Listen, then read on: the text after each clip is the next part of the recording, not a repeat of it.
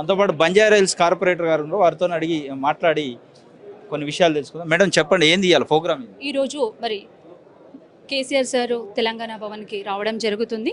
అందులో 5 జిల్లాలతో పాటు కూడా మీటింగ్ అరేంజ్ చేయడం జరుగుతుంది. అలాగే తీసుకున్న జెడ్పీ చైర్మన్స్ కావచ్చు, ఎమ్మెల్యేస్ కావచ్చు, ఎంపీస్ కావచ్చు, అలాగే కార్పొరేటర్స్ చైర్మన్స్, ఎక్స్ చైర్మన్స్, ప్రతి ఒక్క కార్యకర్తకి ఈరోజు సభ నిర్వహించడం జరుగుతుంది.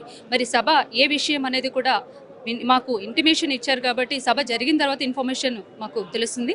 సో అలాగే మన కేసీఆర్ సార్ తన ఆరోగ్యం మెరుగుపరుచుకొని మరి తిరిగి మా తెలంగాణ భవన్కి రావడం జరుగుతుంది కాబట్టి మా ఆడపడుచులందరం కూడా స్వాగతం పలికి మరొకసారి మా తెలంగాణ ప్రభుత్వం రావాలని కోరుకుంటూ ఈరోజు స్వాగతం పలుకుదామని ఇక్కడున్న ఆడపడుచులందరం కూడా 1000 కళ్ళతో ఎదురు చూస్తున్నాం.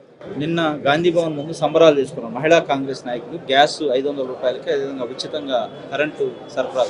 మీరు అన్నట్టుగా గ్యాస్ సిలిండర్ అన్నారు, ఇప్పటిదాకా గృహజ్యోతి విషయం కూడా చెప్పారు.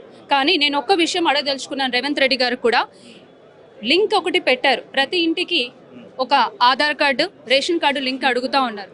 But Aadhaar card, ration card ఉంది, మరి రేషన్ కార్డు లేని వాళ్ళ పరిస్థితి ఏంటి? మరి రేషన్ కార్డు ఉన్న వాళ్ళు ఓటు వేయలేదా? ఈరోజు కాంగ్రెస్ గవర్నమెంట్ ఎంచుకున్నారు కదా, మరి వాళ్ళ పరిస్థితి ఏంటి అని నేను అడుగుతా ఉన్నాను.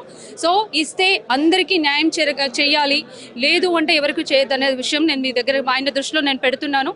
ఈ విషయము మీ అందరికీ తెలిసిన విషయమే. మరి రేషన్ కార్డు లేదు మేడం, మాకు గృహజ్యోతి ఇవ్వరా అని అడిగితే నేను ఆ క్వశ్చన్కి కూడా ఆన్సర్ చేయలేకపోతున్నాను. ఎవరికైతే రేషన్ కార్డు అందుబాటులో లేని వాళ్ళందరూ కూడా మరి ఈరోజు గొంతెత్తి మాకు కూడా 200 యూనిట్లు ఉచితంగా ఇవ్వాల్సిందని కోరుకుంటామని కూడా అడుగుతా ఉన్నారు. మరి వాటికి నేను ఒకటే క్వశ్చన్ చేస్తున్నా, రేవంత్ రెడ్డి గారు మరి వీటికి ఏ సమాధానం చెప్తారని తెలియజేసుకుంటాను. Thank you. నిర్లక్ష్యం చేసింది అనేది కాదు, ఒక 6,50,000 ఇంతవరకు రేషన్ కార్డులు ఇవ్వడం జరిగింది. అదే రేషన్ కార్డు మీద మేము CMRF చెక్, కళ్యాణ లక్ష్మి చెక్కులు కూడా ఇవ్వడం జరిగింది. అదేవిధంగా మరి రేషన్ కార్డు ఏ విషయం అయితే మీరు చెప్తున్నారో దాన్ని అప్డేట్ చేయడం కూడా జరిగింది. కోర్టు వల్ల ఆగిపోయింది. మిగతాది రేవంత్ రెడ్డి గారు అందరితో పాటు ఉంటామన్నారు కదా, మేము కూడా చూస్తాం. Thank you.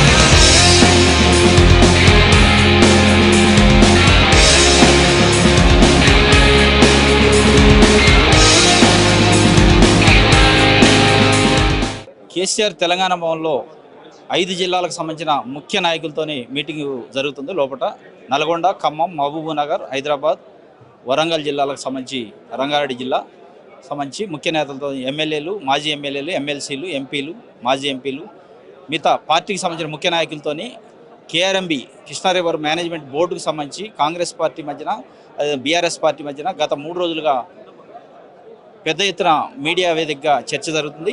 దానిపైన కేసీఆర్ మొట్టమొదటిసారి తెలంగాణ భవన్కి వచ్చారు. నవంబర్ 30 తర్వాత, ఎన్నికలు జరిగిన తర్వాత, రిజల్ట్ తర్వాత ఈరోజు రావడం జరిగింది. దాంట్లో TRS పార్టీ క్యాడర్కి దిశానిర్దేశం చేస్తున్నారు. కృష్ణా జిల్లాలపైన కానీ కాంగ్రెస్ పార్టీ ప్రభుత్వం పైన ఏ విధంగా వ్యవహరించాలి, రాబోయే అసెంబ్లీ ఎన్నికల్లో ఏ విధంగా అసెంబ్లీ సమావేశాల్లో ఏ విధంగా వ్యవహరించాలనే విషయాలపై ముఖ్య నాయకులకి దిశానిర్దేశం చేస్తున్నట్లు, అదేవిధంగా కృష్ణా జలాల విషయంలో కాంగ్రెస్ పార్టీ అలసత్వం వల్ల కేంద్ర ప్రభుత్వ పరిధిలోకి కృష్ణా నదిపై ఉన్న ప్రాజెక్టులు పోయిన పరిస్థితుల్లో ఈ నెల 22న నల్గొండ వేదికగా పెద్ద బహిరంగ సభ కూడా ఏర్పాటు చేయాలి పార్టీ ఆధ్వర్యంలోని నిర్ణయిస్తున్నట్టు లోపల ఇప్పుడు ఆల్రెడీ దాదాపు గంటకు పైగా అయింది. కేసీఆర్ ముఖ్య నాయకులకి చెప్తున్న పరిస్థితి, అంటే దిశానిర్దేశం చేస్తున్న పరిస్థితి. బయటకు వచ్చిన తర్వాత ప్రెస్ కాన్ఫరెన్స్ పెడతారా లేదా అనేది కూడా ఇంకా ఎట్లాంటి సమాచారం లేదు. ఇంకా 2 గంటలకు పైగా సమావేశం ఉండే అవకాశం ఉందని ఇక్కడ కొంతమంది నాయకులు చెబుతున్న పరిస్థితి. ఇది ఈరోజు తెలంగాణ భవన్ ముందు ఉన్న పరిస్థితి.